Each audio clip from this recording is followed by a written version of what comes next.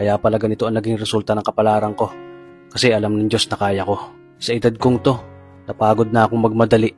Kaya lahat ng ginagawa ko ngayon, ini-enjoy ko na lang. Siguro sa dami na rin ng aking pinagdaanan, napagtanto ko na ang buhay ay mas malawak at mas mahiwaga pa sa mga problemang dumarating sa buhay natin. Tumatanda na tayo, baka sa kakahabol natin sa masagana at maayos na buhay, ay hindi na natin nai-enjoy ang buhay. Baka nabubuhay na lang tayo dahil nape-pressure tayo sa sasabihin ng ibang tao. Marami na rin akong mga naging maling desisyon sa buhay, pero lahat yun nagsilbing aral sa akin at natuto ako sa mga pagkakamali ko. May mga taong sobra nating mamahalin at bibigyan ng halaga, pero ibabalik lang sa atin ay kabiguan at matinding trauma.